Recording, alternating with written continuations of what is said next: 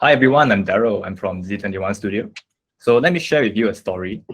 Actually, throughout my entire e-commerce career, right, I've been focused on just one metric, and it is the return on ad spend. So I'm sure most of you are familiar with the ROAS, as we call it.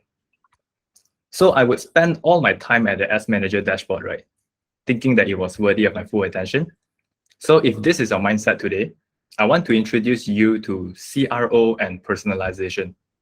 It is a relatively new field that I believe most people are not very familiar with. So before I dive in, let me introduce myself. I'm Daryl. I'm the founder of Z21. We are an e-commerce growth agency that basically do two things. So the first thing is traffic, bringing visitors to your store. The second thing is conversion, how to convert those visitors into buyers. In today's agenda, we are covering a few topics. So of course, I'll be introducing CRO, some research and experimental process, and some use case as well. So let's start with the question about CRO. So it stands for conversion rate optimization. How many of you have heard of this term? Please click the raise hand feature. I want to see a show of hands. Around 10, 20 of you. Okay, that's great. Let me jump in. So what is CRO? CRO is essentially something we do that will lead website visitors into taking an action, because most people actually do not take an action and they leave. And what action can that be? It can be buying a product, signing up for a newsletter, installing our app. So we all know that we want users to buy from us, right? But we can do a lot of things before that to influence the decision, to slowly lead people down the funnel. So let me just play this GIF very quickly. So how we do CRO is by splitting the traffic into half. Sometimes we split into 4 groups, most of the time into 2 groups. And we will essentially only change one element on the site. Okay. After observing maybe a flow of traffic of, let's say, 50,000 sessions or something, we will pick on the winner. Okay. After seeing enough statistics on this change is positive, we'll pick a winner and scale it to 100%. Okay. What we hope to achieve is, with the same amount of traffic, let's say this is the original results, can we significantly improve the product views, add to carts, and checkouts, and ultimately purchase? Okay, sounds good. So today's consumers are actually very smart. They travel back and forth between brands, marketplaces, reviews to make a very informed decision. So look at this GIF. It actually shows the customer journey today. So what does this mean? It means that your brand could very well be creating awareness for your competitors' products if you are unable to keep users at your site. Okay, so it's becoming extremely important to retain your users and slowly guide them through your conversion funnel. Basically, don't lose your visitors. I will introduce to you the common practice of changing something on your website and also the CRO practice. So let me explain. The first part would be, hey, I come up with a thought that, hey, let's improve our landing page. Okay, and I will change the design elements. Maybe it is based on intuition, feeling, or maybe it's based on a site that I browsed yesterday, right? Then typically we will execute, and this is the takeaway I want you to walk away with today. How many of you are changing elements and comparing before and after to see whether they are effective or not? So can I have a raise of hands? So basically, if I change something on the website, I want to determine whether it is a good change. Okay. But what I'm doing here is I look at the past 7 days results. Hey, this is the results for the past 7 days. And I look at the next 7 days and I compare, let's say I compare the cost per add to cart, I compare the conversion rate percentage and stuff like that. This is a big red flag. And let me explain to you how we can make it better. Through the actual CRO practice, we actually start with a very clear pinpoint identification. So let's say we notice that this particular landing page, for example, the homepage, has a 20% lower engagement rate than, let's say, the benchmark or other pages on the website. What we will do after that is audit your page performance with a few metrics like the bounce rate, the average time spent, conversion rate, exit rate. Okay. After that, we will create an A/B test variation that involves development, launching, and testing, and we monitor the results. So the key difference between these two methods is the first one we are comparing before and after. The second one, we are monitoring the results of traffic at the same time.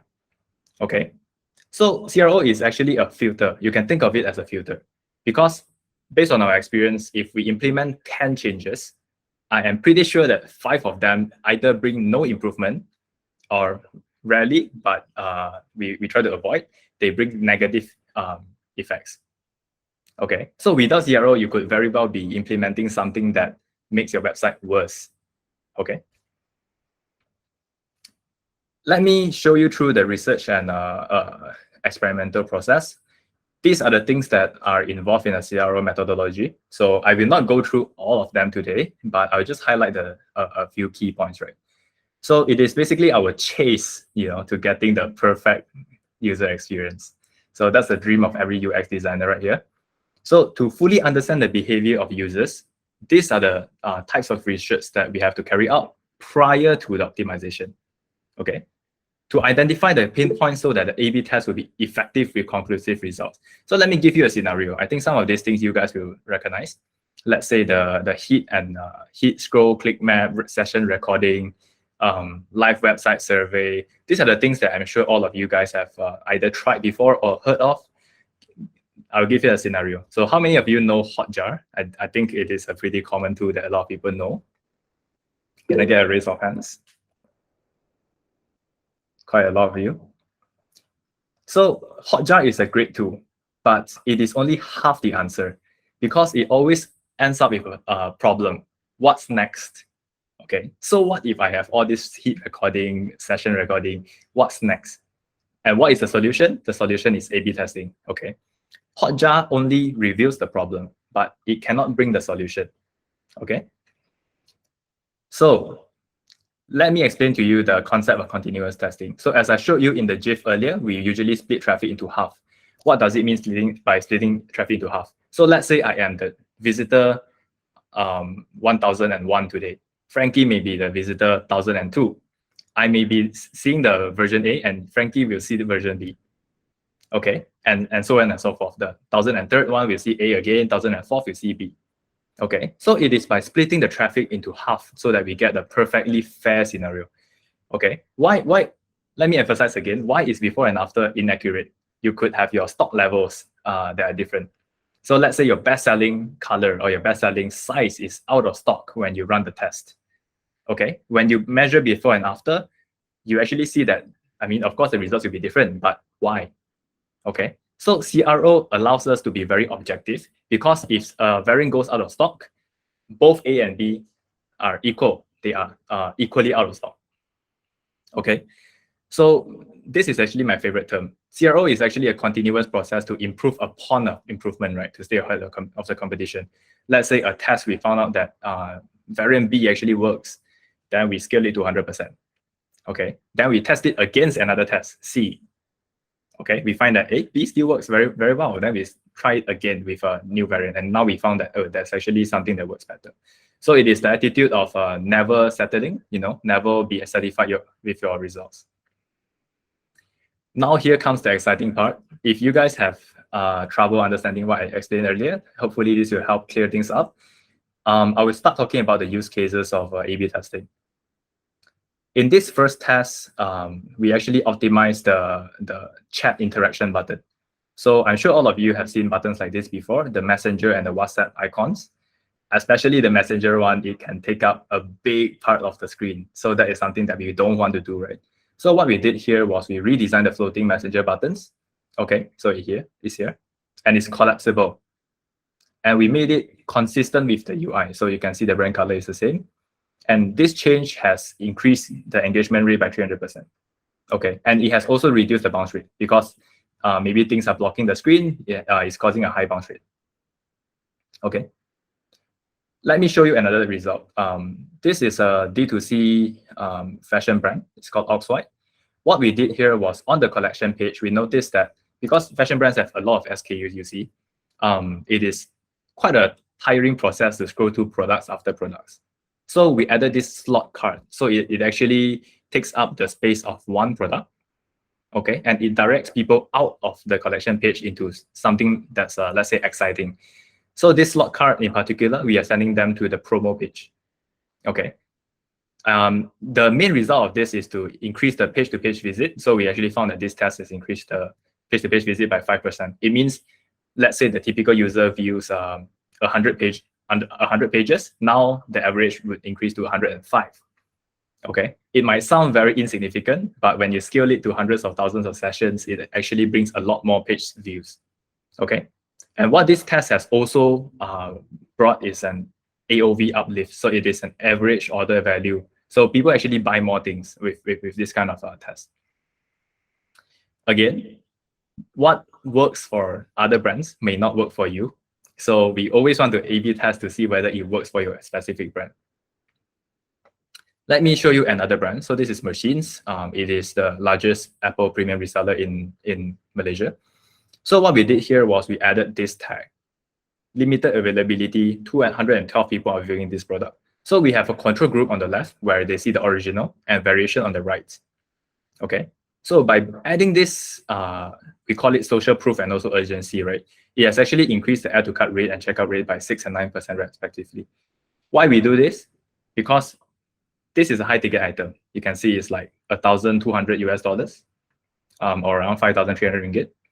So people take very long to decide whether they want to buy a product like this. Okay, of course, it's Apple. It helps that they have strong branding. But something that we highlighted here is the urgency and the limited availability. Okay, so I think this gave people the last push to eventually purchase the product. Let me show you one more example. So this is Bloomdis. It is a gifting brand. It's a florist and a cake gifting brand in Malaysia. So we have actually driven a 79% uplift in conversion rate after click. Let me explain. So you just imagine you are a user who came to this website for the first time. What we will do is we will show you the left one. So we show you the latest collections. Why? Because we do not know what you're interested in. We will just show you generic stuff. The next time you come back, we know that, hey, this user actually viewed this particular product. This is the, let's say it's a helium balloon, right? We don't want the user to go back to the home page, go back to the collection page, and find the product that they're interested in again. We want to have some continuation in the journey. So this is a very effective test. You can see the text, continue shipping. Okay, and it has increased the conversion rate by this amount. Let me share with you one more test. So this is the original menu of the Machines. You can see that the navigation bar is like a huge laundry list of products, right? Okay, it's like everything laid out with text. So this is actually a very common problem we see because brands have so many products and they have trouble showing the most important ones and they end up displaying everything. Okay, so this actually is pretty confusing. And especially after researching, right, we found that most people who click on the hero banner has the highest conversion rate and the lowest bounce rate. So what we did here was, let me show you. We shortened the navigation bar, the menu on top, so that the hero banner is visible. Okay, just by making the hero banner visible, we have seen a higher conversion rate uplift by 5%. Okay, but again, let me repeat, just because we found something better doesn't mean it is the best. So what we did next was we create another variant.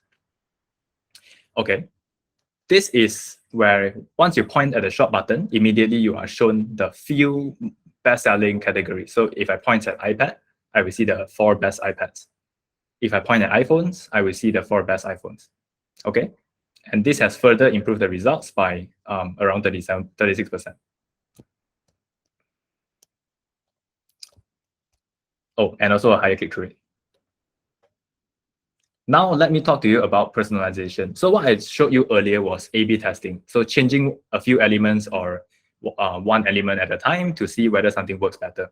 Personalization takes it a step further, where we look at who you are to show you what we have in store. So this is an example, right? By detecting where the user came from. So this is Machines again. If someone came in with an Android phone, okay, we will show this red banner. Switch to iPhone using an Android, this is why you should switch. But if someone who is an iOS user comes in, we just show them the latest iPhone. Okay, and we have another CTA, time to upgrade, buy now, stuff like that. Another test. So this is the gifting brand that I mentioned earlier. So they used to have only one, what do you call this? Announcement bar. Order by 4:30 p.m. for free same-day delivery. Okay. We noticed that if I browse the website at 5 p.m., I still see this message. Maybe users would be reluctant to purchase today. Maybe they'll just think, hey, I'll just come and buy tomorrow. It's the same thing, right? Tomorrow I'll get free same-day delivery. So what we did here was after 4:30 p.m., we would just change the announcement bar. Order now for free next day delivery. Okay, so this is a personalization based on the time of the day that the user comes to the site. Here, let me show you a case study on optimizing the category page. So I see that a lot of you are in the fashion niche, right? So this is especially important for fashion because you have the most SKUs in any e-commerce vertical. So this is a brand called Lonely Kids Club. It is a fashion clothing brand from Australia, sorry. What we notice is after diving into their Google Analytics, we see that majority of sessions do not use the search bar. You can see 0.1%. Okay, so maybe less is more. We could remove it entirely. Or if you want to keep it, we might want to add suggestive search. So people who do not know what they're searching for, at least they will see the top selling products pop up immediately.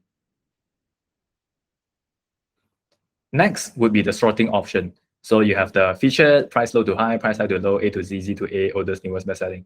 So especially for fashion, right? I think your naming actually doesn't matter too much. You can see this one, buy tea, is pretty ridiculous at naming, going places hoodie. So I don't think anyone would sort by name to buy their product. Okay, so a useful test could be to remove the sorting A to Z and Z to A. I think oldest is new and the newest helps because people want to buy the newest things. Okay. The third one would be the efficient use of space. So this actually applies to any vertical. If your mobile view collection page only shows 2 products, or worse, if they do not show any product at all, I think you could optimize your conversion rate, collection page. So over here, the whole collection page, right? It only shows 2 products. Users may not know that this page is scrollable. They may not know that there are more than 2 products in this page. So we actually recommended that we can reduce the size of this product. Okay, so that at least it shows half of the other product. I'll move on. Overlapping on element, you can see that message and refine, they are overlapping.